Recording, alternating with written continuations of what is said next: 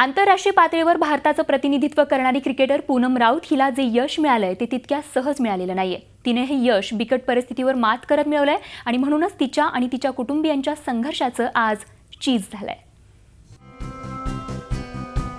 बोरिवलीतील मध्यमवर्गीय परिसरात 250 स्क्वेअर फूटच्या या घरात आंतरराष्ट्रीय क्रिकेटर पूनम राऊत लहानाची मोठी झाली. पूनमचे वडील एका खासगी शाळेत ड्रायव्हरचं काम करतात, तर आई गृहिणी आहे. जेव्हा पूनमनं क्रिकेट खेळायला सुरुवात केली तेव्हा क्रिकेटचं साहित्य विकत घेऊन देण्याचीही तिच्या वडिलांची परिस्थिती नव्हती आणि याही परिस्थितीत पूनमनं बॅट हातात धरली आणि तिच्या क्रिकेटचा प्रवास सुरू झाला. पूनमचं kit bag, helmet, leg guard, shoes, bat सगळं त्यांनी मला पुरवलं 2 वर्षात. तर त्या 2 वर्षात पण ती पण एकदम चांगली तयार झाली. तर माझा अजून उत्साह वाढला.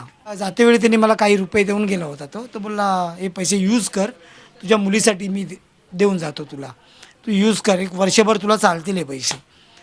त्यांनी ते पैसे मला दिले होते, ते मी त्याच्यासाठी यूज केले. सर वगैरे त्यांना हे करत होते, मदत करत होते पूनमला थोडीफार, काय पाहिजे ते द्यायचे थोडेसं. आणि यांची पण परिस्थिती म्हणजे पगार एवढा नव्हता तरी आम्ही काटकसर करून तिला म्हणजे शिकवायचंच असं ठरवलं होतं, म्हणजे शिकवायचं तिला पुढे.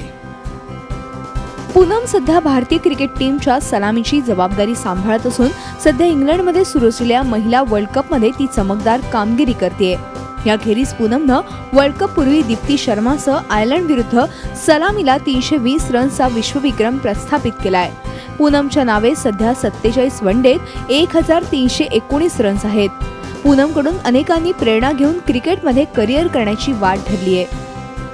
खूप मुली आहेत ज्या इन्स्पायर होतात त्यांना बघून आणि खूप चांगला म्हणजे स्कोप आहे क्रिकेटमध्ये वुमन्ससाठी पण. सो आता खूप कॉम्पिटिशन पण वाढत चाललं आहे सध्या. सगळ्यांनी स्टार्ट केलं पण खूप इन्स्पायर झाले सगळे तिची बॅटिंग बघून किंवा ऑल ओव्हर परफॉर्मन्स बघून.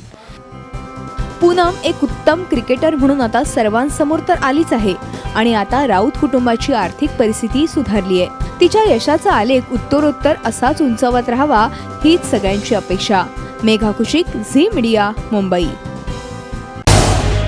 झी 24 तास रहा एक पाऊल पुढे.